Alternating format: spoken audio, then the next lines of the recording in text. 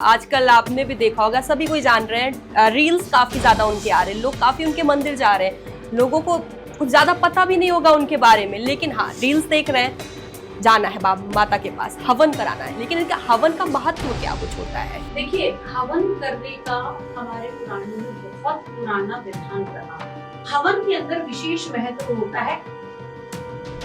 Ma'am, अगर हम इस साल के 2026 की बात करते हैं, क्योंकि 2026 में सबसे ज्यादा प्लेन हादसे, अगर हम हादसों की बात करते हैं, प्लेन हादसे जो है, आग लगी, आग की घटनाएं लगातार बहुत सारी सामने आती है। तो ऐसे में 2026 की अगर हम बात करते हैं, तो ऐसा हो रहा है, ये हादसे ऐसे क्यों हो रहे हैं? ग्रहों की गणना जो 2026 की है, वो थोड़ी सी इस बार क्रिटिकल रह सकती है।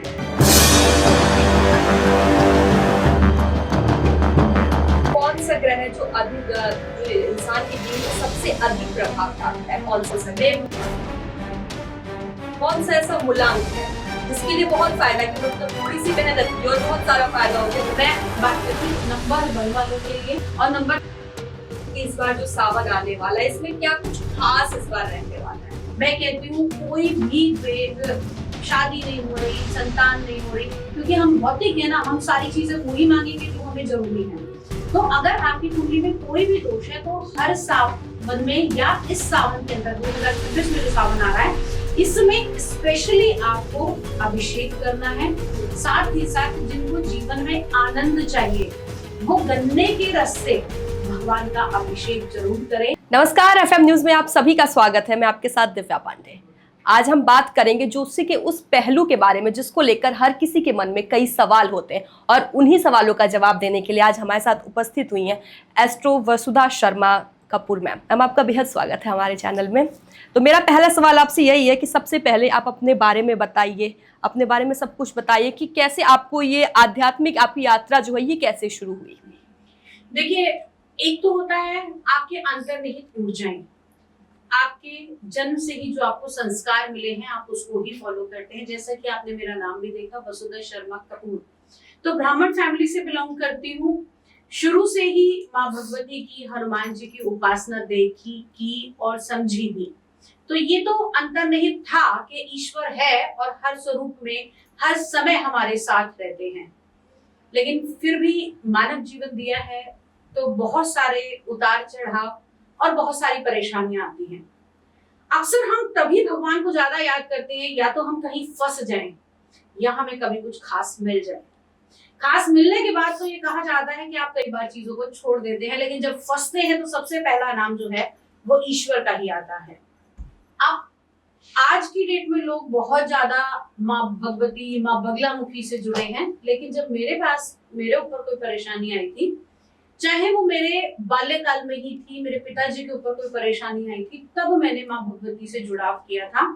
आज लोगों को सोशल मीडिया के माध्यम से बहुत सारी चीजों के बारे में पता है, लेकिन उस समय शायद किसी को माँ बगलामुखी, माँ छिन्नमस्तिका, महाकाली, इन स्वरूपों की का पता भी नहीं था, ज्ञान भी नहीं था। लेकिन उस समय माँ के आशीर्वाद द्वारा माँ भगवती का ये नाम भी मिला और माँ भगवती की उपासना करने का भी समय मिला। कहते हैं ना कि जब जिस एनर्जी को आपसे जुड़ना होता है, वो कहीं ना कहीं आपका जुड़ाव, परिस्थितियां ऐसी पैदा होंगी, लोग ऐसे मिलेंगे जो आपको उन तक जोड़ ही देंगे।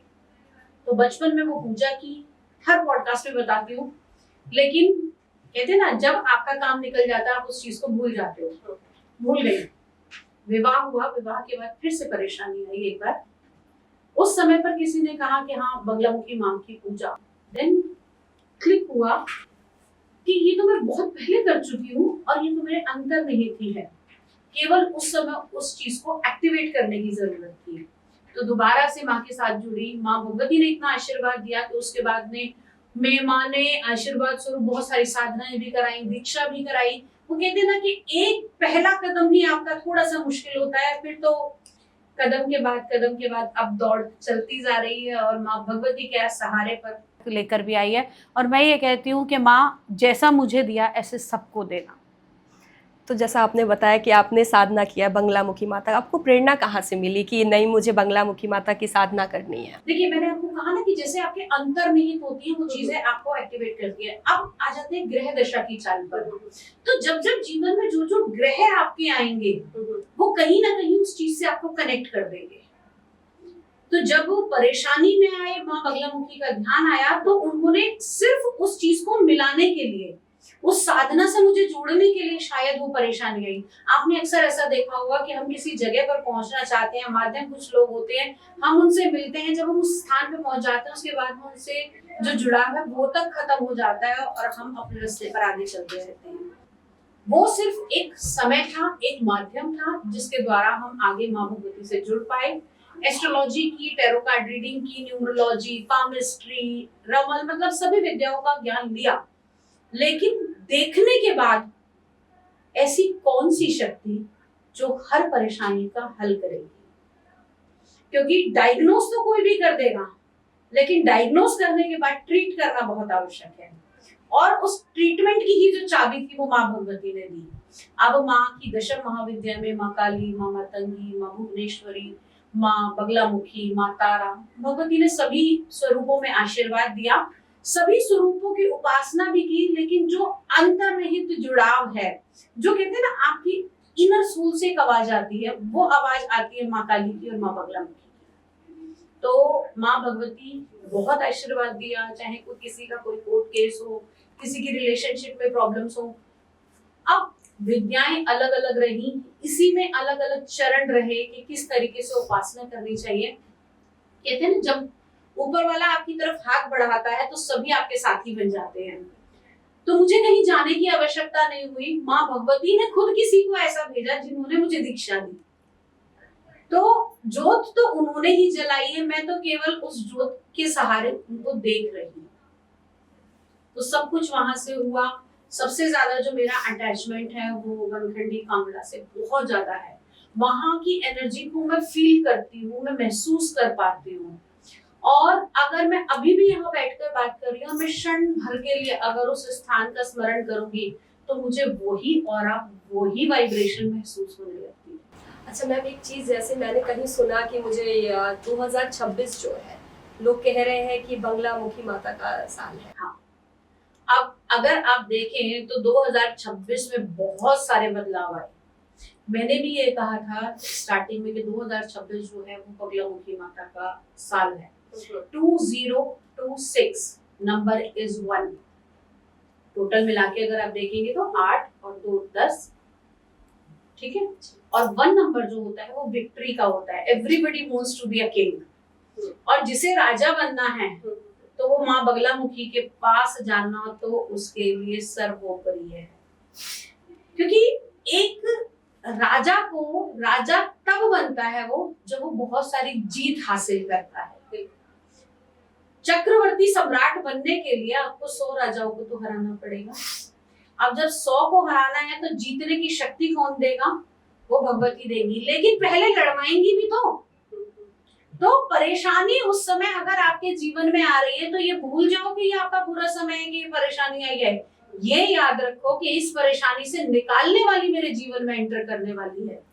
तो जब आपके जीवन में परेशानी आए तो समझ जाना कि कहीं ना कहीं माँ भगवती आपके जीवन में आने वाली है। ठीक है, अब हम थोड़ी बंगलामुखी माता के बारे में थोड़े विस्तार से बात करते हैं। जैसे आजकल आपने भी देखा होगा, सभी कोई जान रहे हैं, रील्स काफी ज्यादा उनके आ रहे हैं, लोग काफी उनके मंदिर जा रहे हैं, लोगों को कुछ ज्यादा पता भी नहीं होगा उनके बारे में, लेकिन हाँ रील्स देख रहे हैं, जाना है माता के पास, हवन कराना है। लेकिन इनका हवन का महत्व क्या कुछ होता है? देखिए, हवन करने का हमारे पुराणों में बहुत पुराना विधान रहा है।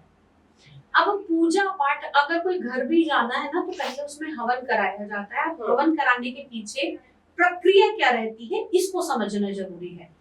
हवन के अंदर विशेष महत्व होता है आहुतियों का। जितने लोग बैठेंगे आप उतनी ही आहुतियां देंगे। अब जब हवन में वो आहुतियां दी जाती है, कहा जाता है कि ये देवताओं के लिए हम भोग दे रहे हैं।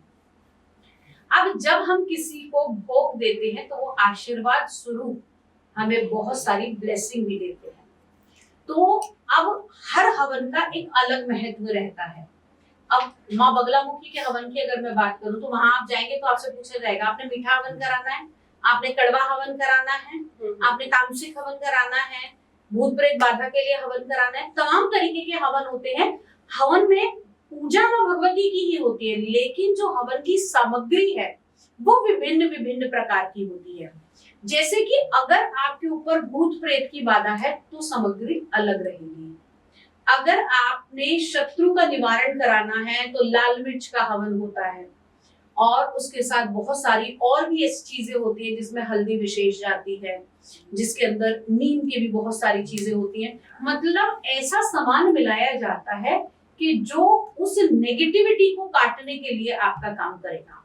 लाल मिर्च का जो हवन होता है वो विशेषकर ये कहा जाता है कि उसमें साबुत डंडी वाली लाल मिर्च डाली जाती है। वो लाल मिर्च स्वयं शूल बनकर शत्रु के ऊपर प्रहार करती है, वो शस्त्र के रूप में कार्य करती है कि आपने एक भोग दिया और उससे आपने शस्त्र तैयार करा दिया अपने शत्रु के लिए। ऐसे ही माँ बगलामुखी का मक्खन से भी हवन किया जाता है जिनको संतान की प्राप्ति चाहिए। माँ बगलामुखी का पीली काली सरसों से, मेवों से, अनार से, और आप बहुत तमाम ऐसी चीजें हैं जिनसे हवन कर सकते हैं। इस हवन को जो किया जाता है, जो मीठा हवन होता है, मेवों का हवन होता है, वो प्राप्त होता है माँ बगलामुखी के धनेशी रूप के लिए, धन की प्राप्ति के लिए। तो हर हवन की सामग्री अलग है और इंस्टेंट हवन के जो है वो रिजल्ट आपको इंस्टेंट मिलते हैं, क्योंकि आपने जैसे ही हवन कराया आपको हवन की ब्लेसिंग्स मिलती हैं। और खास तौर से जो लोग साधना करते हैं उनको ये पता होता है कि आपकी साधना तब तक पूर्ण नहीं हो सकती जब तक आपने उसके समापन का हवन नहीं किया। और यही साधना का विशेष महत्व रहता है। जो भी आपकी साधना की संख्या रहती है उसका दशांश का हवन, तर्पण, मार्जन ये सब किया जाता है, तब जाके आपकी भगवती की साधना पूर्ण होती है। एक भक्ति करके आपने मंत्र को सिद्ध करने की कोशिश की, लेकिन उसके बाद में आशीर्वाद स्वरूप, जैसे हम घर में ब्राह्मण को बुलाते हैं, कथा करवाई, उसके बाद में क्या हमने ब्राह्मण को भोज दिया। तो ये जो हवन की प्रक्रिया है ये भी देवताओं का भोजन है, भोज है, इसलिए हवन का विशेष महत्व माना जाता है। और कहा जाता है कि जैसे जैसे हवन की अग्नि है या हवन की जो ब्लेसिंग्स आपके ऊपर पड़ती हैं उससे आपका ऑरा भी प्योरीफाई होता है। और जो लोग ऑनलाइन हवन कराते हैं उनके लिए भी बता दूं कि हमारे ब्रह्मांड में कोई भी चीज व्यर्थ नहीं जाती। आप अगर हवन करा रहे हैं तो कॉस्मिक एनर्जी के थ्रू वो ब्लेसिंग आपको मिलेगी ही मिलेगी। मैम जैसे अभी हम बगलामुखी माता के बारे में ही काफी देर से बात ही कर रहे हैं, तो यहाँ पे पीले कपड़े का बड़ा महत्व मैंने सुना है, माना जाता है कि जो लोग जाते हैं हवन कराने के लिए उन्हें पीला वस्त्र ही धारण करना होता है। इसका क्या कुछ महत्व है? माँ को पीत वर्णा भी कहा जाता है, माँ का पीताम्बरा रूप है। माँ आप अगर देखेंगे तो माँ की उत्पत्ति का, जो माँ के अवतरण का कथा बताई जाती है, ये कहा जाता है कि मध्य राक्षस ने बहुत ज्यादा आतंक मचाया, देवताओं के लिए भी उनसे जीतना बहुत मुश्किल हो रहा था। तब श्री हरि विष्णु ने हरिद्रा नदी के तट पर, सौराष्ट्र के हरिद्रा नदी के तट पर माँ त्रिपुर सुंदरी जगत परमेश्वरी की आराधना की। तब भगवान के हृदय स्वरूप की ऊर्जा से माँ भगवती ने अपना स्वरूप दिखाया, और वो जो स्वरूप था वो स्वर्णा स्वरूप था, ऐसा पीले रंग का स्वरूप जो सोने का लगे आपको देखने में। तो एक तो हरिद्रा सरोवर का तट, और दूसरी चीज माँ का जो वर्ण बताया जाता है वो पीला वर्ण बताया जाता है। माँ को हल्दी अति प्रिय है, तो यहाँ पर पीले वस्त्रों का, पीले भोग का, पीले फूलों का, पीली सरसों का बहुत महत्व है। पीताम्बा पीत प्रिया, तो जितनी भी चीजें हैं वो माँ को बहुत पसंद आती हैं पीले रंग की, तो इसलिए वहां पर पीले रंग का विशेष महत्व है। माँ बगलामुखी और ज्योतिष में क्या संबंध है? देखिए, माँ भगवती सभी चीजों को कंट्रोल करना जानती है। कई बार ऐसा होता है कि हमारी जो जन्म पत्री है वो हम अपने प्रारब्ध के कारण लेकर आए हैं, लेकिन अगर हमारे आज के कर्म अच्छे हैं, आज भी हम भगवती की शरण में जाते हैं या किसी भी देवता की शरण में जाते हैं, तो ये कहा जाता है कि जो आपकी जन्म कुंडली में भी लिखा है आप उसको भी काफी हद तक परिवर्तित कर सकते हैं। अब लोग कहते हैं कि ये भी कहा जाता है कि अगर इतनी ताकत हो तो सभी अपना भविष्य बदल लें। तो भविष्य बदलने के लिए सबसे बड़ी बात यह है कि आपके कर्म जब अच्छे होंगे तो कहीं ना कहीं आपके प्रारब्ध जो है वो कट जाएंगे। और माँ भगवती की शरण में अगर आप जाते हैं तो वो आपके सभी प्रकार के कर्मों के बंधन से आपको मुक्त करती है। माँ भगवती ना केवल कोर्ट केस, भूत प्रेत बाधा इत्यादि से आपको निवारण दिलाती है, बल्कि आपके ग्रह, अनिष्ट ग्रहों की भी शांति करती है। तो ज्योतिष में भी विशेष महत्व माना जाता है। जब आप कहीं किसी विजय के लिए जा रहे हैं, या फिर मैं कहूँ बहुत सारे ऐसे बच्चे आपने देखा होगा कि जिनको बोलने में प्रॉब्लम होती है, अपनी बात को एक्सप्रेस नहीं कर पाते, वो भी माँ बगलामुखी की पूजा से अपने आप को बेस्ट बना सकते हैं। अब मैं बात करती हूँ पॉलिटिक्स की। पॉलिटिक्स में सबसे ज्यादा आपकी वाक शक्ति का भी इंप्रेशन जाता है। आप कुछ भी कार्य कर रहे हैं, लेकिन आपको उस चीज को एक्सप्रेस करके जनता तक पहुंचाना होता है। अब वो वाक शक्ति जो है वो कौन देगा? वो जगत जननी माँ पीताम्बरा, माँ बगलामुखी देती है। इन्हें वाक शक्ति की देवी भी कहा जाता है, इन्हें विक्ट्री की देवी भी कहा जाता है। तो कुंडली के ग्रहों को तो चेंज करती ही करती हैं, यहाँ तक कि आपकी पर्सनैलिटी को भी एनहांस करती है। तो माँ भगवती के पास में सभी शक्तियां हैं। मैम, अगर हम इस साल के 2026 की बात करते हैं, क्योंकि 2026 में सबसे ज्यादा प्लेन हादसे, अगर हम हादसों की बात करते हैं, प्लेन हादसे हो रहे हैं, आग लग रही, आग की घटनाएं लगातार बहुत सारी सामने आती हैं। तो ऐसे में 2026 की अगर हम बात करते हैं तो ऐसा हो क्यों रहा है, ये हादसे ऐसे क्यों हो रहे हैं? देखिए, पहले भी शुरू में बताया गया था कि 2026 के अंदर ये सारी चीजें होंगी। ग्रहों की गणना जो 2026 की है वो थोड़ी सी इस बार जो है वो क्रिटिकल रह सकती है। और देश की भी, अगर हम भारत की भी कुंडली के लिए बारे में बात करें तो शनि का जो गोचर है वो भी थोड़ा सा भारत की कुंडली के लिए परेशानी वाला है। हाँ, इस समय पर ये सारी आपदाएं, प्राकृतिक आपदाओं की अगर मैं बात करूं तो कहीं ना कहीं पहले से ही ग्रहों की स्थिति जो है वो अलर्ट करती है कि आपको इन प्राकृतिक आपदाओं से बचना पड़ेगा। लेकिन जो इंसान है वो क्या कर रहा है? आज आपने देवस्थल भी नहीं छोड़े, आप वहां जाकर भी वो सब चीजें कर रहे हैं जो आपको नहीं करनी चाहिए। अधिक से अधिक एक्चुअली टूर, आज की डेट में ना भगवान के स्थानों को भक्ति से ज्यादा एक टूरिस्ट प्लेस बना दिया गया। अब उस टूरिस्ट प्लेस पर जितनी भी सुविधाएं उपयुक्त करानी है, चाहे वो गवर्नमेंट ने है, चाहे वो स्थानीय लोगों ने, तो उसके लिए उस जगह का हनन हो रहा है। और कहीं ना कहीं जिस दिव्य स्थान पर देवी ने या भगवान ने स्वयं अवतरण किया, या जहां पर उनकी खुद की एनर्जी है, अगर आप ये सब चीजें करेंगे तो कहीं ना कहीं आपको वो चीजें भोगनी पड़ेंगी। मंगल का भी जो गोचर रहा था वो आगजनी के लिए बहुत ज्यादा नुकसानदायक रहा था। और मैंने एक प्रेडिक्शन में और भी बताया था कि, लेकिन अगर हम ओवरऑल देखें तो देश के खेलकूद के लिए और युवाओं के लिए ये साल जो है वो अच्छा रहेगा। थोड़ी सी अलर्ट रहने की जरूरत है, बाकी हम आगे ग्रोथ कर भी रहे हैं। हाँ, देवगुरु बृहस्पति अतिचारी जब होते हैं तो धर्म की पुनः स्थापना होती है, या मैं ये कहूँ कि दोबारा से चीजें खत्म होना, वहां से दोबारा रिन्यू होना, ये सारी चीजें। और जो न्यू जनरेशन है, आपने देखा होगा आज की डेट में बच्चे आपको ऐसे पब्स वगैरह में कम मिलते हैं, और देव स्थानों पर चाहे वो रील के लिए जा रहे हैं, लेकिन उनकी एनर्जी तो वहां पहुंच रही है, अपने आप को प्यूरिफाई तो कर पा रहे हैं। तो इस आने वाले 2026 में बहुत कुछ बुरा गया, पानी का भी प्रकोप रहा, आग का भी प्रकोप रहा, जगह जगह विस्फोट भी देखने को मिले, आगजनी भी देखने को मिली, बहुत सारे विश्व युद्ध भी देखने को आपको मिल रहे हैं। लेकिन पॉजिटिव फिर भी एक चीज है कि हमारे धर्म के प्रति लोग जो है वो और ज्यादा जागृत हो रहे हैं। ठीक है मैम, हम ग्रह की बात कर रहे हैं तो कौन सा ग्रह है जो इंसान के जीवन में सबसे अधिक प्रभाव डालता है? कौन सा? देवगुरु बृहस्पति। कुंडली के 9 भावों पर इनका आधिपत्य होता है। देखो, अगर आपको पैसा चाहिए देवगुरु बृहस्पति देंगे, आपको शादी चाहिए गुरु बृहस्पति देंगे, संतान चाहिए गुरु बृहस्पति देंगे, आपको आपकी लाइफ में मान सम्मान चाहिए, ज्ञान चाहिए तो देवगुरु बृहस्पति देंगे। और कुंडली के 12 भावों में से 9 भावों पर इनका आधिपत्य होता है। और अभी की परिस्थिति हम देखें तो देवगुरु बृहस्पति उच्च के हैं, और साथ ही साथ अति चाल से चल रहे, अतिचारी हैं। जब भी देवगुरु बृहस्पति बहुत तेज इस चाल में चलते हैं, अतिचारी होते हैं, तो बहुत सारे बदलाव आपको देखने को मिलते हैं। गोल्ड आपने देखा होगा कि एकदम रेट बढ़े, फिर फ्लक्चुएट हुए, फिर बढ़े, तो वो सारी समस्याएं, लोगों ने कहा कि आप गोल्ड खरीदना ही बंद कर दीजिए। तो इन सब का जो जुड़ाव है वो कहीं ना कहीं देवगुरु बृहस्पति से है। और अगर हम बात करें ये आगजनी, विस्फोट, ये सारी चीजें हो रही हैं, तो वो मंगल और राहु के योग के कारण कई बार होती है, या उनका दृष्टि संबंध बने, या फिर उनकी युति बने, या उनकी दिशा चले, तो ये सारी चीजें देखने को मिलती हैं। अब आप कहेंगे कि इतने वर्षों में कहीं आपने देखा कि किसी स्त्री ने गला काटा हो? नहीं हुआ ना।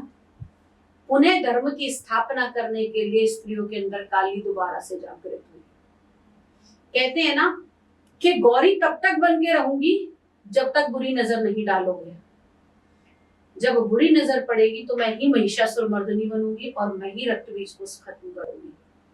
तो कहीं ना कहीं आजकल का जो सिनेरियो चल रहा है, चारों तरफ हम कह रहे हैं धर्म की हानि हो रही है, बच्चियों के साथ बहुत कुछ हो रहा है, तो उसके लिए अब लोग कह रहे हैं ना, रील्स बहुत सारी आती है कि शादी करने से भी डर लग रहा है। आज की डेट में एस नाम की लड़कियों से बच के रहो, ये बहुत सारी रील्स आ रही है। लेकिन कभी उस समय ये रील का ट्रेंड नहीं था जब बच्चियों को जलाया जा रहा था, जब बच्चियों को मारा जा रहा था। आज सोशल मीडिया इस तरफ एक्टिवेट हो रही है, आप उसको भी तो देखिए, उस काल को भी तो देखिए। तो कहीं ना कहीं ये एक गोल प्रकृति है, जहां जो बोया है वो आपको काटना पड़ेगा। जहां आपने भ्रूण हत्या करी ना, तो अब उन सब का बदला भी है। तो आने वाले साल में और ऐसी समस्याएं ना हो, उसके लिए थोड़ा सा अपने माइंडसेट को जगाना पड़ेगा, और सबसे पहला बदलाव अपने घर से ही करना होगा। मैम, हम 2026 की बात कर रहे हैं, तो मूलांक की अगर हम बात करते हैं तो 2026 में कौन सा ऐसा मूलांक है जिसके लिए बहुत फायदा, कि मतलब थोड़ी सी मेहनत की और बहुत सारा फायदा हो गया? बहुत ऐसे होते हैं मूलांक, और किसको नुकसान है कि बेचारा मेहनत किए जा रहा है, कुछ हो नहीं रहा है। देखो, मैं बात करती हूँ नंबर 1 वालों के लिए और नंबर 3 वालों के लिए। टाइम पीरियड अच्छा रहेगा, थोड़ी कम मेहनत में भी, कहते हैं ना कि मैंने तो इतना किया भी नहीं था लेकिन बहुत अच्छा सा अचीव कर लिया। और नंबर 8 वालों के लिए बहुत मेहनत रहने वाली है। शनि का नंबर है, बहुत मेहनत कराएंगे शनिदेव आपसे। और अभी देवगुरु बृहस्पति की राशि मीन राशि में गोचर कर रहे हैं, तो बहुत कुछ मिलेगा, लेकिन शनि की मेहनत भी कहीं ना कहीं, हाँ, आपने जो पास्ट में किया है उसका रिजल्ट आपको जरूर देंगे इस समय। लेकिन जो 8 नंबर वाले हैं उनको थोड़ा सा इस समय बच के रहना पड़ेगा, थोड़ी मेहनत ज्यादा करनी पड़ेगी। और कहीं ना कहीं अगर मैं कहूँ तो मान सम्मान की दृष्टि से भी आपको जो ये साल है इसमें थोड़ा सा सतर्क रहने की आवश्यकता है। मैम, काल सर्प दोष और पितृ दोष को लेकर के आप बताएंगे कुछ थोड़ी सी जानकारी हमारे दर्शकों को? देखिए, काल सर्प दोष का मतलब ये होता है जब हमारी कुंडली के सारे ग्रह राहु और केतु एक्सिस में रहते हैं, दोनों एक दूसरे के आमने सामने रहते हैं, जब उनके बीच में सारे ही ग्रह आ जाते हैं तब बनता है काल सर्प दोष। मैं उन व्यूअर्स को ये जरूर बताना चाहूंगी जिनको ये नहीं पता है कि काल सर्प दोष कैसे बनता है। आप सीधा सीधा देख लीजिए, एक तरफ राहु, एक तरफ केतु, और उसके बीच के अंदर सारे ग्रह अगर है आपके हैं तो आपकी कुंडली में काल सर्प दोष है। काल सर्प दोष जब जब कुंडली में बनता है, ऐसा कहा जाता है कि व्यक्ति जहां से शुरुआत करता है वापस वहीं आके खड़ा हो जाता है। इसके लिए सर्वोत्तम काल सर्प दोष से बचने के लिए माँ भगवती की आराधना तो है ही है, साथ ही साथ अब आने वाला है सावन का महीना। सावन के महीने में ओम नमः शिवाय का जाप और साथ ही साथ रुद्राभिषेक आपके लिए रामबाण उपाय रहेगा। जिनकी भी कुंडली में काल सर्प दोष है, इस आने वाले सावन के महीने में, चाहे आपने काल सर्प दोष की शांति करा भी दी है, मैं फिर भी बोलती हूँ कि अगर आपकी कुंडली में काल सर्प दोष है और काल सर्प दोष से आप पीड़ित हैं, तो हर सावन में एक बार नाग नागिन का जोड़ा भगवान शिव के ऊपर अर्पित करना चाहिए, और साथ ही साथ रुद्राभिषेक अवश्य करना चाहिए। इससे काल सर्प दोष से शांति मिलती है। अब आपने पूछा कि पितृ दोष कैसे बनता है। देखिए, सूर्य और राहु के कारण पितृ दोष बनता है, और जब जब साथ में हो, नवम भाव में हो, शुभ भाव में बैठे हो, या दृष्टि संबंध बन रहा है, तब भी कुंडली में पितृ दोष बनता है। पितृ दोष क्या है? हमने एंसेस्टर्स के साथ, अगर हमारे पूर्वजों ने भी कुछ गलत किया तो उसका फल भोगना आपकी अगली पीढ़ी तक पड़ेगा। और पितृ दोष आप हमेशा नोटिस कीजिएगा कि ये 3 पीढ़ी तक चलता है, फादर, दादा और बच्चा। कई बार ऐसा होता है कि आप कहते हो कि हमने तो पूजा करा दी, फिर बच्चे की कुंडली में वो पितृदोष क्यों आया, वो ऑटोमेटिकली आपको चलेगा, 3 पीढ़ी तक आपको उसको भोगना पड़ेगा। लेकिन पितृदोष की शांति के लिए अमावस्या की जो पूजा है वो आपको निश्चित तौर पर करनी चाहिए। और मैं सबको ये बता दूं कि अगर आपके पितृ आपसे खुश हैं, पितृ हैं कौन, आपके एंसेस्टर, आपके घर के बड़े, अगर वो आपसे खुश हैं, आप उनकी सेवा कर रहे हैं, अगर आप उनकी सेवा नहीं भी कर पा रहे तो जो आपके प्रेजेंट माता पिता हैं आप उनकी सेवा कीजिए, आपको पितरों का आशीर्वाद मिलेगा। साथ ही साथ अमावस्या के दिन भोजन का दान करना, सफेद कपड़े का दान करना, स्नान करना, पूजा करना, ये पितृदोष से शांति में बहुत उपयोगी रहता है। भगवान महादेव की आराधना सावन के महीने में सोमवार के दिन कच्चे दूध के अंदर अगर आप काले तिल डालकर अपने पितरों की शांति के लिए भगवान महादेव पर और साथ ही साथ पीपल में अर्पित करते हैं तो आपके पितरों की शांति होती है और आपके पितरों का आशीर्वाद मिलता है। ये आप पितृदोष की शांति के लिए इजीली कर सकते हैं और ये कोई भी कर सकता है, स्त्री पुरुष बच्चा बड़ा, कोई भी इस उपाय को करेगा। अगर कुंडली में पितृदोष नहीं भी है तब भी आपको अगर अपने एंसेस्टर्स की ब्लेसिंग चाहिए तो आप ये कार्य कर सकते हैं। मैम अब सावन की बात छिड़ गई है तो अब सावन को लेकर आप बताइए कि इस बार जो सावन आने वाला है इसमें क्या कुछ खास इस बार रहने वाला है। देखिए, अगर मैं सावन की बात करूं तो इस बार में आपको अभी लेटेस्ट आपने देखा अमरनाथ जी की जो पिंडी है, आज दिन तक कभी ऐसा नहीं हुआ, कितना भी रहा वो पिंडी के दर्शन जो है वो सभी को होते थे, लेकिन धीरे धीरे करके और ये किसी ने कल्पना भी नहीं करी थी कि ये इतनी जल्दी हो जाएगा। तो कहीं ना कहीं ये महादेव का साइन है। कभी पशुपतिनाथ नाराज होते हैं तो कभी अमरनाथ के अंदर ऐसा देखा गया, तो महादेव का ये साइन है कि आपको भक्ति मार्ग पर जाना ही पड़ेगा। तो इस सावन में आपकी कुंडली में कुछ भी है, मैं कहती हूँ कोई भी शादी नहीं हो रही, संतान नहीं हो रही, क्योंकि हम भौतिक है ना, हम सारी चीजें वही मांगेंगे जो हमें जरूरी है। तो अगर आपकी कुंडली में कोई भी दोष है तो हर सावन में या इस सावन के अंदर 2026 में जो सावन आ रहा है इसमें स्पेशली आपको अभिषेक करना है। साथ ही साथ जिनको जीवन में आनंद चाहिए वो गन्ने के रस से भगवान का अभिषेक जरूर करें, कैसी भी मनोकामना है वो पूरी होगी। जिन बच्चियों की शादी नहीं हो रही है वो सावन में मंगलवार के दिन मंगला गौरी का व्रत, जिन्हें मां पार्वती का व्रत कहा जाता है, वो इस व्रत को करें। विवाहित स्त्रियां मंगला गौरी का व्रत अपने पति की दीर्घायु के लिए भी कर सकती हैं। लेकिन ये बता दूं कि अगर मंगला गौरी का आप एक बार सावन में व्रत करती हैं तो क्योंकि 4 ही व्रत आएंगे तो ये लगातार आपको 4 साल तक करने होते हैं। ऐसा नहीं है कि एक बार आपने 4 मंगला गौरी के व्रत कर लिए अगले साल आपने छोड़ दिए, तो इनको पूरा 16 करना होता है। तो 4 साल तक आपको लगातार ये मंगला गौरी के व्रत करने चाहिए। सावन के महीने में आपने जल का दान, जिन लोगों की कुंडली के अंदर मून खराब है उन लोगों के लिए सावन बहुत विशेष रहता है। कहा जाता है कि भगवान भोलेनाथ की आराधना या फिर भगवान शिव का ओम नमः शिवाय का जाप, जिनका भी मूड खराब है अगर वो करेंगे तो उनको बहुत ब्लेसिंग्स मिलती हैं। जिनके मूड स्विंग्स रहते हैं, जिनको कहीं ना कहीं डिप्रेशन की प्रॉब्लम है, या मैं कहूँ जिनकी मदर की हेल्थ खराब है, उन लोगों के लिए भी ये रेमेडी जो है वो बहुत बेस्ट रहने वाली है। शिव महापुराण के पाठ की कम से कम एक दिन में, पूरे सावन में लगाकर अगर आप एक दिन भी शिव महापुराण का पाठ शुरू करते हैं और डेली एक पेज पढ़ते हैं तो भी आपके कुंडली के दोष समाप्त होते हैं। अब भगवान शिव को बहुत सारी चीजें चढ़ाई जाती हैं जिसमें भस्म भी रहती है। जब आप भगवान शिव की आराधना कर रहे हैं तो मां पार्वती के साथ उनका गठजोड़ा अवश्य करें। एक मौली के साथ में भगवान शिव और माता पार्वती का गठजोड़ा अगर आप करेंगे तो घर के अंदर आपके वैवाहिक जीवन में कैसी भी समस्या चल रही है उससे आपको मुक्ति मिलेगी। भगवान शिव की आराधना कीजिए, खीर का भोग लगाइए और मां पार्वती को 16 तरह के श्रृंगार अगर आप अर्पित करते हैं तो थर्ड पार्टी अगर आपका प्रॉब्लम आ रही है, आपकी आपस में बन नहीं रही है, बात डिवोर्स तक आ गई है, तो भी आपको ये उपाय जो है वो बहुत कारगर रहने वाला है। तो मैम अब ये सावन की बात चल रही है, सावन आने भी वाला है, तो ऐसे में अगर हम रंगों की बात करें, रंगों का बड़ा महत्व होता है सावन में, तो किस कलर का कपड़ा लोग पहने और भगवान को खुश कैसे करें? देखिए, सावन के अंदर ग्रीन कलर का विशेष महत्व रहता है। सावन के अंदर रेड कलर का विशेष महत्व रहता है। गुलाबी कलर का, जितने भी आपको प्रेम देने वाले, एनर्जी देने वाले कलर होते हैं, आपको सावन में उनका यूज ज्यादा करना चाहिए। और सावन को हरियाला महीना भी कहा जाता है, इसीलिए सावन की तीज को हरियाली तीज कहा जाता है। खास तौर से सावन का जो टाइम पीरियड रहता है, अगर हम बात करें तो दिमाग में ना एक रोमांटिक फीलिंग होती है, और सावन कहीं ना कहीं भगवान शिव और माँ पार्वती से जुड़ा हुआ है, राधा और कृष्ण से जुड़ा हुआ है। कहा जाता है कि सावन में केवल हरियाली तीज के दिन ही चरण दर्शन राधा रानी के किए जा सकते हैं, और सावन में ही भगवान शिव और माता पार्वती के मिलन की जो बेला बताई गई है वो भी सावन की बताई गई है। तो खास तौर से अगर मैं कहूं कि अगर आपको सावन के अंदर कुछ करना है तो ग्रीन कलर विशेषकर महत्वपूर्ण है।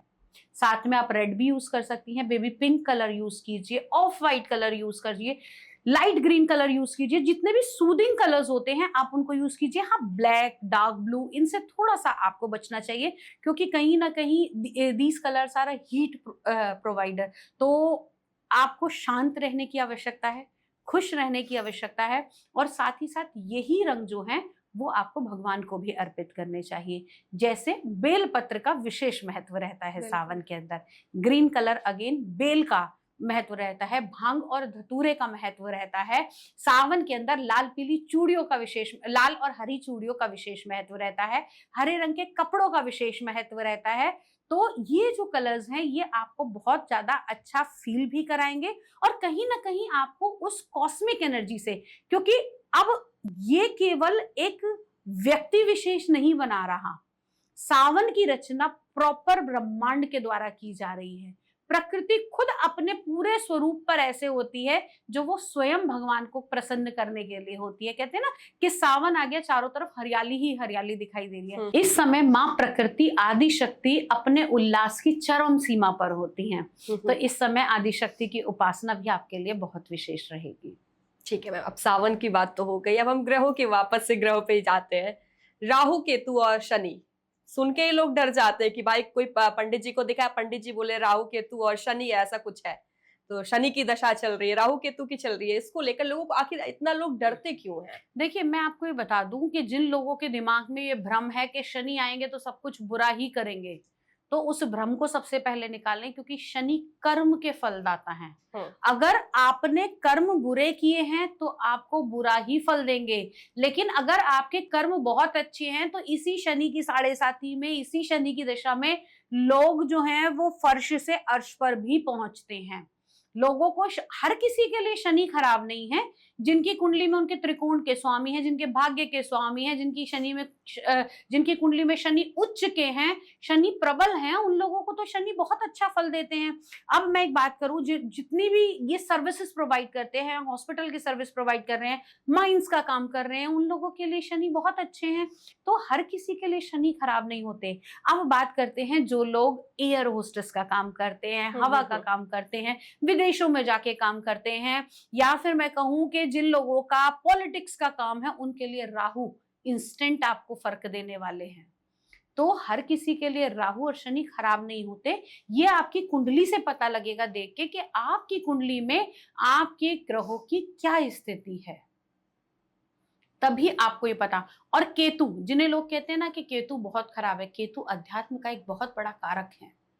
केतु आपको विरक्ति देते हैं, केतु आपकी इनर सेंस को एक्टिवेट करते हैं, केतु आपको भगवान की तरफ जोड़ते हैं। केतु का कार्य होता है किसी भी चीज से कट करना। आप कट किससे करते हैं? बाहर के झूठे रिश्तों से आपको कट कर देंगे। व्यक्ति अपने अंदर इतना ज्यादा एक्टिवेट हो जाएगा कि वो अपनी अंतरात्मा को जागृत करता है, अध्यात्म की तरफ आपको केतु लेकर जाते हैं। तो हर चीज के अच्छे भी पहलू हैं और बुरे भी पहलू हैं। अगर कुंडली में केतु खराब है तो क्या करेगा? कट दे देगा, आपका ऑपरेशन करा देगा, आपको ऐसी प्रॉब्लम दे देगा, आपको कहीं ना कहीं, अगर राहु कुंडली में खराब है तो हमेशा कंफ्यूज रखेगा। ऐसे लोग, कुंडली में जब राहु खराब होता है, ऐसे लोग क्या करते हैं? एज्यूम करते रहते हैं, मैं इतना बड़ा बिजनेस बनाऊंगा, उस कंपनी से डील करूंगा, मेरा इतना बड़ा घर होगा। ख्यालों में सब चीज हो रही है, लेकिन ग्राउंड लेवल पे आके कुछ नहीं कर रहे। तो आपकी कुंडली में कौन सा ग्रह कैसा है, ये आपकी कुंडली तय करेगी।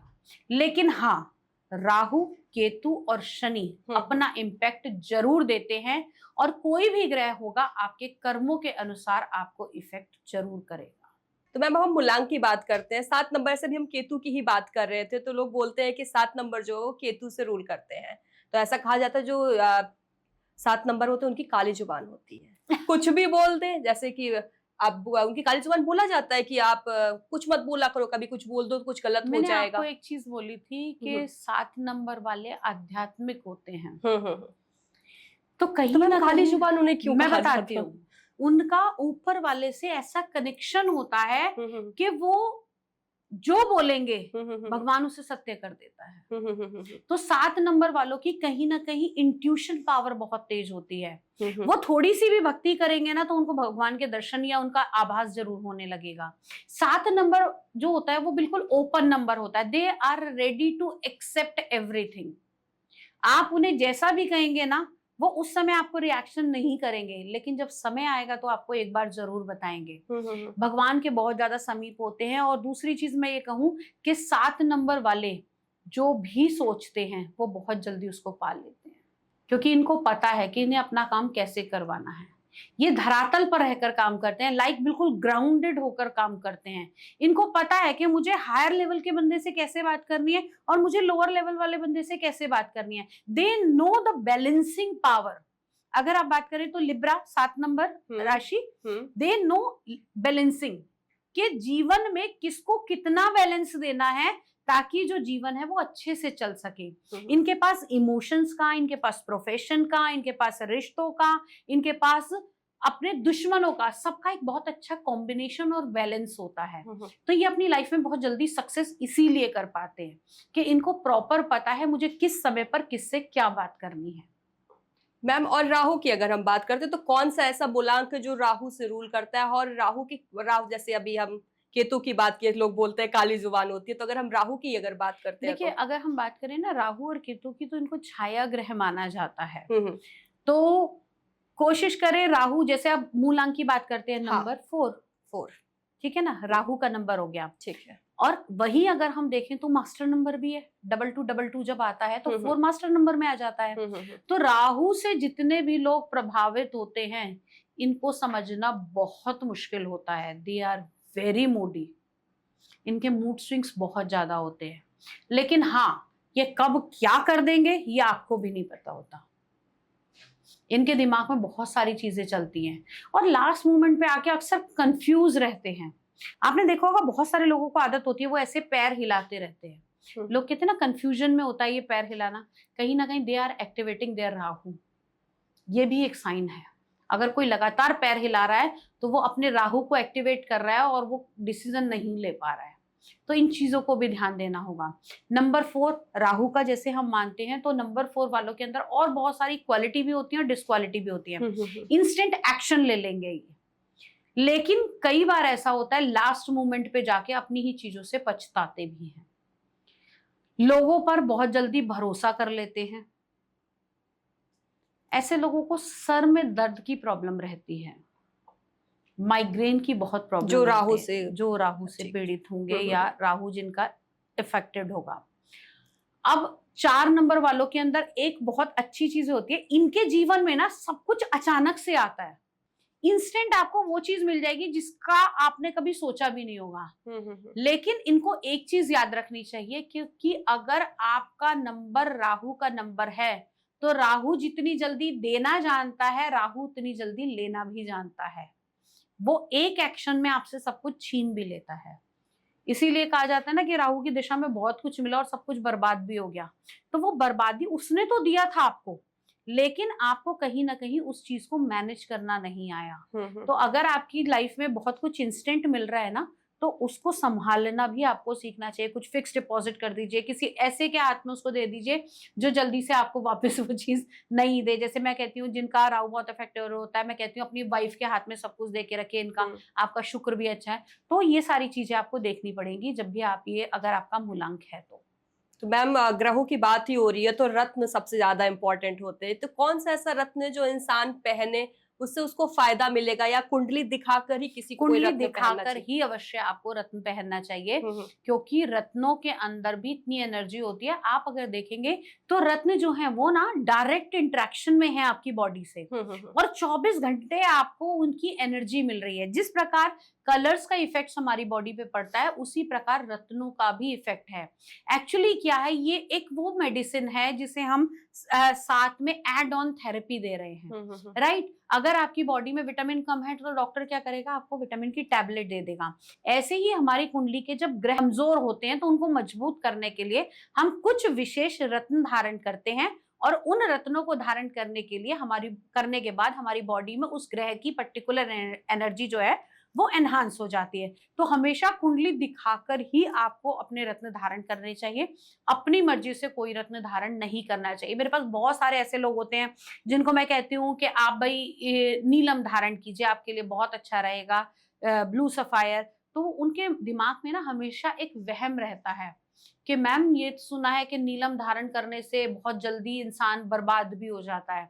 तो मैं ये बता दूं कि अगर आपकी कुंडली में शनि प्रबल हैं और आपके लिए नीलम धारण करना बनता है, तो मैं ये बताती हूँ कि भाई नीलम धारण करने के बाद में आपकी जिंदगी टोटली चेंज भी हो जाती है।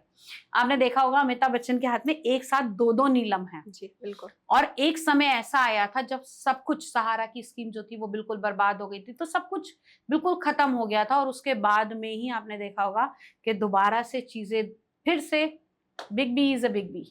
हाँ, उन्होंने ये चीज बोली हुई है। हाँ मैम, अगर हम फिरोजा रत्न की बात करते हैं, फिरोजा क्योंकि सलमान खान ब्रेसलेट में अपने पहनते हैं, काफी लोग ये भी सोचते हैं कि हाँ वो पहन रहे तो मैं भी पहन लेता हूँ, शायद मैं भी सलमान खान बन जाऊं। नहीं, देखिए फिरोजे की दो चीजें होती हैं, एक तो शुक्र के लिए आप धारण कर सकते हैं फिरोजे को, और साथ ही साथ जो, अगर देखा जाए तो जो फिरोजा है वो नेगेटिविटी कटर है। फिरोजा पहनने से आपके ऊपर आई हुई नेगेटिविटी कट जाती है। अगर किसी ने भी बुरी नजर डाली या किसी ने भी आपको गलत किया तो उससे वो कहीं ना कहीं बैक हो जाएगी। लेकिन ये भी ध्यान रखिएगा कि आपकी कुंडली के अंदर आपको वो सूट कर रहा है या नहीं कर रहा है। और सबसे बड़ी बात, जो लोग इस प्रकार का काम करते हैं जहां नेगेटिव इंटरेक्शन बहुत ज्यादा रहता है, वो इसको धारण कर सकते हैं। लेकिन कोई भी रत्न पहनने से पहले उसको एनर्जाइज कराना बहुत आवश्यक है। जिस प्रकार भगवान की मूर्ति की हम प्राण प्रतिष्ठा करते हैं, उसी प्रकार रत्नों को धारण करने से पहले उनके ऊपर विशेष मंत्र चैंटिंग की जाती है, वो एनर्जाइज किए जाते हैं और फिर आप उनको धारण करते हैं।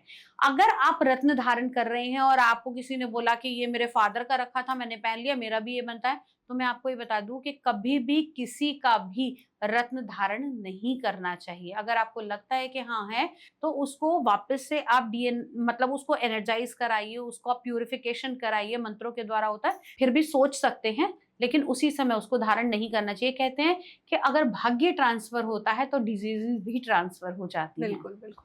मैम, तो अब रत्नों की बात चली रही है, तो ये आप बताइए कि रत्न पहने कैसे? आत्म इंसान जैसे कोई रिंग बनवाता है, कोई ब्रेसलेट में पहनता है, कोई गले में पहनता है, तो ऐसा कुछ महत्व होता है कि नहीं ये रत्न है तो इसको रिंग बनवा के ही पहनना या उसको गले में ही पहनना है? देखिए, अगर मैं बात करूं तो सबसे ज्यादा हमें रत्न जो है, जो टच में रहते हैं, वो हमारी फिंगर्स के साथ रहते हैं, बिकॉज दे आर टाइट।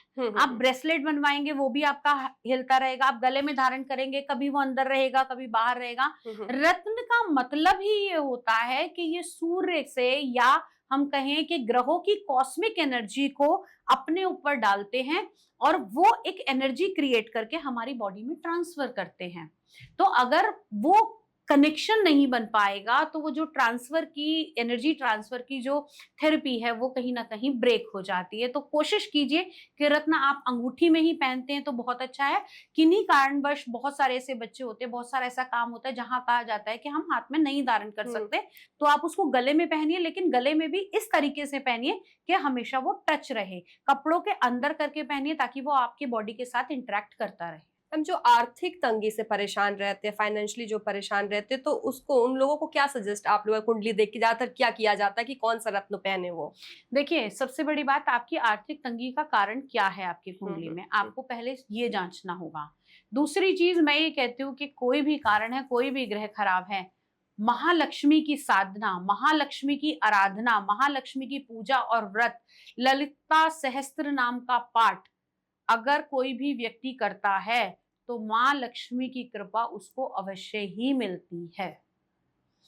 और रही बात पूजा पाठ की, तो आप माँ लक्ष्मी की पूजा करें, लाल रंग के फूल अर्पित करें, माँ को इत्र अर्पित करें, गुलाब का इत्र अर्पित करें, खीर का भोग लगाएं, सोने और चांदी के सिक्कों की या सोने और चांदी के आभूषण की पूजा करें। अपने घर में सदैव चावल जरूर रखें, क्योंकि ये कहा जाता है कि धान्य लक्ष्मी का जो स्वरूप है वो चावल के अंदर वास करता है। आपने भी देखा होगा कि घर के अंदर जब भी गृह प्रवेश होता है नई बहू का, तो जो चावल हैं वो अंदर की तरफ बिखेरे जाते हैं और उनके ऊपर से होकर स्त्री घर के अंदर प्रवेश करती है। तो अगर आपको धन चाहिए तो हमेशा ये बना लीजिए कि आपके घर का जो चावल का पात्र है वो कभी भी खाली नहीं होना चाहिए। अगर किसी परिस्थिति में ऐसा है भी खत्म हो रहे हैं तो आप थोड़े से चावल के दाने उसके अंदर अवश्य छोड़िए और उसके बाद में आप उस बर्तन को यूज कर सकते हैं। दूसरी चीज, आपके घर के अंदर अगर हमेशा लक्ष्मी का वास रहे, कोई भी एक सिक्का शुक्रवार के दिन आप सिद्ध कर लीजिए। माँ लक्ष्मी के अगर चरणों में आपके पास चांदी का सिक्का है, आप चांदी का सिक्का रखिए, उसकी पूजा कीजिए, रोली मोली इत्यादि से पूजा कीजिए। माँ लक्ष्मी के ओम श्री महालक्ष्मी नमः इस मंत्र का 108 बार जाप कीजिए। रात्रि भर उसको वहां रखा रहने दीजिए, एनर्जाइज होगा। सुबह उठाकर उसको किसी पेपर में बांधकर खाने के डब्बे के अंदर डाल दीजिए। आपके घर के अंदर अन्न धन के सदा भंडार भरे रहेंगे। मैम, अब रत्नों की बात चली रही है, तो जैसे बहुत बच्चे हैं स्कूल में पढ़ाई कर रहे हैं, उनका मन नहीं लगता, तो उनके पेरेंट्स पंडित के पास जाएंगे या जोशी के पास जाएंगे, कुंडली दिखवाते हैं, रत्न पहना देते हैं। बहुत बच्चे ऐसे जो जॉब कर रहे हैं, नौकरी लगती है, छूट जाती है, तो भी वो भी काफी ज्यादा ऐसे देखिए, मैं ये बता दूं, सबसे पहले 0 से लेके 4 वर्ष तक कोई रत्न नहीं धारण कराना चाहिए किसी भी बच्चे को। 4 वर्ष के उपरांत आप लॉकेट के फॉर्म में बच्चे को रत्न धारण करा सकते हैं, जिससे उसका कंसंट्रेशन पावर भी बनता है। और छोटे बच्चों में मैं विशेषकर सिर्फ 2 ही चीजें देखती हूँ उनकी कुंडली में, एक उनकी हेल्थ, दूसरी उनकी पढ़ाई। उससे ऊपर कुछ भी नहीं, क्योंकि बहुत सारे लोग होते हैं बच्चे की जैसा पैदा हुआ कुंडली, इसकी शादी भी बता दो, ये बड़ा होके क्या बनेगा। नहीं, छोटे बच्चों की कुंडली में आपको सिर्फ उनकी हेल्थ देखनी चाहिए और उनकी स्टडी देखनी चाहिए। दूसरी चीज, बच्चा जब तक छोटा रहता है 0 से लेके 4 साल तक उसको चंद्रमा और सूर्य ही धारण कराना चाहिए, उससे दूसरा रत्न आपको धारण नहीं कराना चाहिए। 4 साल के बाद में आप बच्चे को उसकी कुंडली दिखाकर रत्न पहना सकते हैं। जितने भी पढ़ने वाले बच्चे हैं उनके कमरे में कोशिश कीजिए आप ग्रीन कलर, किसी भी फॉर्म के अंदर ग्रीन कलर हो वो आप लगाइए। आप ग्रीन कलर के उनके पर्दे लगा सकते हैं, आप ग्रीन कलर का उनके टेबल पे मैट लगा सकते हैं, आप ग्रीन कलर का बैंड उनको पहना सकते हैं, जो हमेशा उनकी एनर्जी को एनहांस करेगा। बुध क्या है, बुद्धि के देवता है ना, एक्टिवेट करेंगे आपको। ज्ञान मिलना गुरु से मिलेगा, लेकिन आपकी बुद्धि कितनी एक्टिवेट है वो आपको बुद्ध से मिलेगी। इलायची का सेवन बच्चों के लिए बहुत अच्छा रहता है। अगर आपके बच्चों की पढ़ाई नहीं हो पा रही है, बच्चा बहुत जल्दी भूल जाता है, तो एक छोटी सी रेमेडी है, गायत्री मंत्र का जाप। आप जल बनाइए अपने बच्चे के लिए, एक रुद्राक्ष की माला लीजिए, कटोरी में पानी लीजिए, माला को रुद्राक्ष की उसके अंदर डालिए, एक एक मनके पर आप गायत्री मंत्र का जाप कीजिए, माला उसके अंदर से जाएगी, जल तैयार होगा, वो जल आप बच्चे को पिलाइए। आप देखेंगे विदिन 21 डेज बच्चे की मेमोरी शार्प होने लगेगी। और कहीं भी अगर आपका बच्चा मतलब गलत संगति में पड़ गया है, आपकी बात नहीं सुन रहा है, तो गायत्री मंत्र का जाप उसके लिए विशेषकर लाभकारी रहेगा। और जो पढ़ने वाले बच्चे हैं या बहुत सारे ऐसे बच्चे होते हैं पढ़ाई तो बहुत करते हैं लेकिन इंटरव्यू में जाके उनकी बात नहीं हो पाती, तो उन लोगों के लिए माँ मातंगी और माँ बगलामुखी 2 की उपासना विशेष है। जिनके बच्चे नहीं बोलते उन लोगों के लिए आप माँ मतंगी की साधना कीजिए या फिर आप माँ बगलामुखी की साधना कीजिए, आपके बच्चे बोलना शुरू कर देंगे। ठीक है मैम, अब हम फिर से वापस ग्रहों पे आते हैं। अब बच्चों की बात चल रही है आजकल मैम, एक चीज ये आ रही है कि जैसे कोई औरत प्रेग्नेंट होती है तो ऑपरेशन अगर होना है तो वो बकायदा टाइम दिखा के कि हाँ इस टाइम पे ऑपरेशन होगा तो बच्चा जो है उसका समय अच्छा रहेगा, उसका आगे फ्यूचर अच्छा है, तो आजकल ये बहुत ज्यादा हो रहा है। इस पर आप मैम कुछ बताइए थोड़ा। देखिए, पहली बात तो मैं ये बताऊंगी कि हमें कभी भी प्रकृति के कार्य में हस्तक्षेप नहीं करना चाहिए।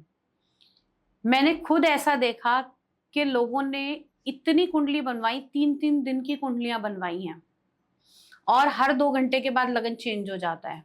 उसमें भी पर्टिकुलर टाइम निकलवाया, लेकिन जिस टाइम को उन्होंने निर्धारित करा था उस टाइम पे एनेस्थीसिया वाला डॉक्टर ही नहीं आया। तो पहली चीज तो जीवन और मृत्यु अगर हम ऊपर वाले के हाथ में रखें तो बहुत बेस्ट है। लेकिन उसके अलावा भी कई बार लोग ऐसा कहते हैं कि भाई ये दिन शुभ है या ये अच्छा है। तो उसमें भी ग्रहों की स्थिति 6-8-12 में उस समय ग्रह नहीं होना चाहिए। उस समय लगन का स्वामी आपका कमजोर नहीं होना चाहिए बच्चे की हेल्थ को लेकर। तो बहुत सारी चीजें हैं जो उस समय में देखी जाती है। उस समय कालसर्प दोष नहीं लगना चाहिए, या उस समय आप कुंडली में देख रहे हैं तो उस समय कोई भी ग्रह ऐसा कमजोर नहीं होना चाहिए जो उसका लग्नेश है और वो आके कमजोर हो रहा है। बच्चे, बहुत सारे बच्चे, अब कितने लोग तो ये कहते हैं कि आप देख लो बच्चा इस समय होगा तो मांगलिक होगा। तो वो सारी चीजें पॉसिबल नहीं है। हाँ, हम इतना जरूर देखते हैं कि बच्चे की हेल्थ कैसी रहने वाली है, बच्चे का विकास कैसा होगा, और सबसे बड़ी बात बच्चे का आगे फ्यूचर कैसा रहेगा। ये 3 चीजें देखकर, क्योंकि सारी चीजें आप नहीं देख सकते, सबसे प्रायोरिटी पे है माँ और बच्चे की हेल्थ, उसके बाद में आपका बच्चे की पढ़ाई और कैरियर। बस ये 2 चीजें हम विशेष देखते हैं, बाकी तो सब कुछ कर्म निर्धारित है। आप जितना कर्म करेंगे उतनी ही चीजें आपको मिलेंगी। ठीक है मैम, ग्रहों के हिसाब से जो बचा हुआ 2026 है वो कैसा जाने वाला है, क्योंकि अभी तो बहुत काफी लोग परेशान हैं। 2026 जो बचा हुआ है साल के एंड तक, अभी बहुत सारे चैलेंजेस आने वाले हैं, तो काफी कुछ बचने की भी आवश्यकता है। और जो ये न्यूज़ेस आ रही हैं इसमें और बढ़ोतरी देखने को मिलेगी आपको, जो ये दिल दहलाने वाली न्यूज़ है। तो थोड़ा सा अलर्ट रहने की जरूरत है। हाँ, सोने के दाम वापस नीचे आए, फिर से एक बार ऊपर आएंगे साल के एंड ऑफ दिस ईयर। और मैंने ये भी बताया था अपने एक पॉडकास्ट में कि किसी बड़े बिजनेसमैन के यहाँ कुछ खुशखबरी भी आने की संभावनाएं बनी हुई हैं इन अगले आने वाले 5 महीनों के अंदर। पहले मैंने ये 1 महीने पहले ही प्रेडिक्शन करी थी, तो now the 5 months are remain. तो बहुत सारे उतार चढ़ाव देखेंगे, लेकिन हाँ, इस समय पर हम फिर से खेलकूद की दुनिया में उभर कर आएंगे। भारत के अंदर महंगाई जो है वो यही दर रहेगी, बेरोजगारी की जो समस्याएं हैं ये काफी हद तक रिजॉल्व होंगी, लेकिन जो एक संग्राम दोबारा से आया, कॉकरोच पार्टी, ये वो, तो वो सारी चीजों का अभी थोड़ा सा हड़कंप मच सकता है। तो परिवर्तन आने की आवश्यकता है इस समय, और वो परिवर्तन देखने को भी मिलेंगे। बीजेपी का बहुत अच्छा सत्ता प्रधान रहा, लेकिन ये जो न्यूज़ेस हैं ये कहीं ना कहीं सत्ता को एक बार तो थोड़ा सा हिलाएंगे। तो मैम मतलब चुनाव आने वाला है, तो बीजेपी के साथ कुछ, देखिए, सरकार तो बीजेपी की आएगी, लेकिन परिवर्तन देखने को मिलेंगे चेहरों के। अब आगामी 2027 को लेके भी आप थोड़ा सा बता दीजिए। 26 में तो हाँ, आने वाले 27 में काफी कुछ चेंज होगा। बेटर ये रहेगा कि अगर हम 2027 के टाइम से पहले ही ये सब हाँ। बातें करें तो ज्यादा बेटर है। अभी हम विशेषकर सरसरी नजर जो है वो 2026 पे डालेंगे। स्टॉक मार्केट बढ़ेगा आने रिमेनिंग जो 2026 का टाइम पीरियड रहा है। हाँ, बारिश फिर से इस बार जो देखने को मिली है, तो वो थोड़ा सा जो सिनेरियो है वो थोड़ा सा अब कम होगा। आगजनी जो अभी देखा है आपने, उसमें भी थोड़ी सी कमी आपको देखने को मिलेगी। लेकिन खासतौर से जिन चीजों के ऊपर ध्यान रखने की आवश्यकता है वो है स्टॉक मार्केट। स्टॉक मार्केट में एकदम से चढ़ाव भी आएगा एक बार, और ये चढ़ाव जो रहेगा वो सितंबर और अक्टूबर के आसपास का रहेगा। और इसके अलावा अगर मैं बात करूं तो देश की जो सत्ता है वो प्रबल हो रही है, लेकिन विदेशी देशों के साथ में भारत जो है एक अच्छी सबऑर्डिनेट कंट्री के रूप में देखने को आपको सामने आता हुआ दिखेगा। बहुत सारे ऐसे देश हैं जिसमें हम बहुत सारे, जैसे कहते हैं कि अरब देश हो गए, या फिर हम कहें कि पाकिस्तान के साथ में और थोड़ा सा हमारा जो वर्चस्व है वो बढ़ता हुआ दिखाई देगा। कोशिशें रहेंगी इनकी फिर से भारत के ऊपर परेशानी पैदा करने की, लेकिन कहीं ना कहीं भारत की जीत ही होगी। अब मैम ग्रहों के बाद अभी हम थोड़ी देर पहले आपने मांगलिक को लेके बताया, तो मांगलिक को लेके काफी लोग मांगलिक होते हैं, काफी लोग देखते भी है पॉडकास्ट, ऐसे देखते हैं कि मांगलिक के बारे में, जैसे जो लोग मांगलिक होते हैं बोला जाता है कि अगर लड़का मांगलिक है तो लड़की खत्म हो जाएगी, लड़की है तो लड़का खत्म हो जाएगा। ये क्या, इसमें क्या होता है? डिग्री को लेके होता है कि कितना ज्यादा हाई है? कुंडली के विशेष भाव होते हैं, जैसे कि लगन भाव में, चतुर्थ भाव में, सप्तम भाव में, अष्टम भाव में और 12वें भाव में अगर मंगल है तो बच्चा मांगलिक होता है। ठीक है, अगर किसी की कुंडली के सप्तम और अष्टम भाव में मंगल है तो उसे हम कहते हैं घोर मांगलिक है। उसके लिए जीवन साथी आपको मांगलिक ही आवश्यकता है।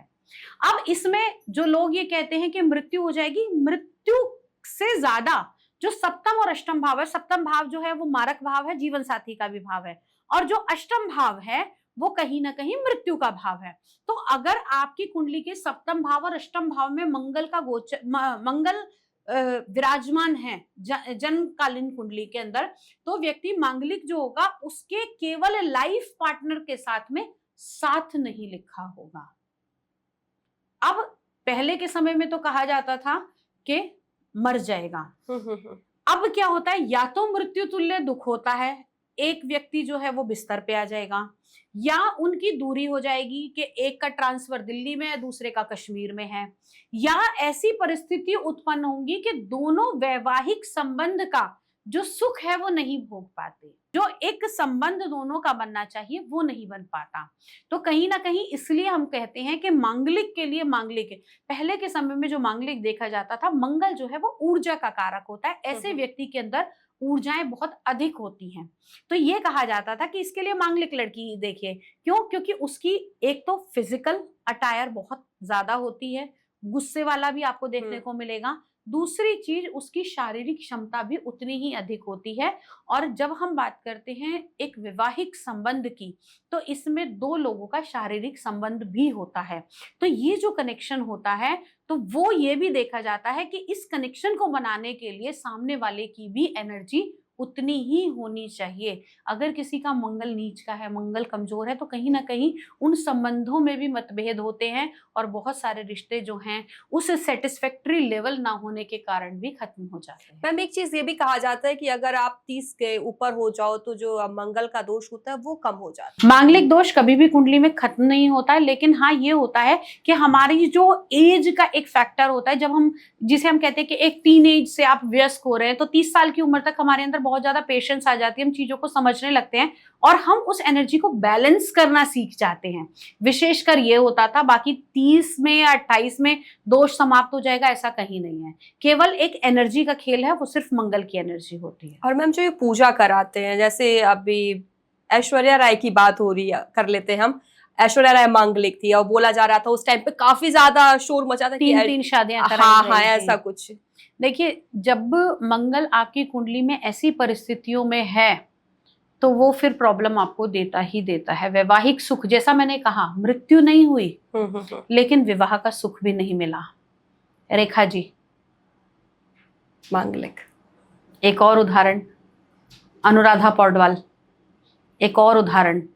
ये तो वो नाम हैं जिन्हें हम जान सकते हैं, लेकिन बहुत सारे ऐसे नाम हैं जो हमारी आमतौर की जिंदगी में होते हैं, लेकिन कई बार ऐसा होता है कि बहुत सारे उपाय हम अगर कराएं तो काफी चीजों को बचाया जा सकता है। तो मतलब मैम अगर पूजा, जो लोग पूजा कराते हैं, उपाय कराते हैं, उससे असर जो है वो थोड़ा कम हो जाता है। और दूसरी चीज, आपको एक माइंडसेट भी तैयार कर दिया जाता है कि भाई आपकी लाइफ में ना बहुत सारे उतार चढ़ाव आएंगे, आपको खुद चीजों को हैंडल करना होगा। और आज की जो जनरेशन है वो बहुत सारी चीजें बहुत ज्यादा ना कैलकुलेटिव हो गई है, तो वो एक दूसरे की अंडरस्टैंडिंग को समझते हैं। जहां लोग ये कहते हैं ना कि आजकल रिश्ते बहुत खराब होते हैं, लेकिन आजकल रिश्ते भी बहुत अच्छे चलते हैं। चीजें वाइस वर्सा हैं। अगर आपके पास छोड़ने का ऑप्शन है तो आपके पास एक ऑप्शन ये भी है कि आप उसको पूरी तरह से पहले से ही जानते हैं, तो डूज और डोंट्स आपको पता है, तो आप अपने रिश्ते में उन चीजों को लेकर आइए ना। आप क्यों उस तरफ जाते हैं कि मुझे छोड़ना ही है?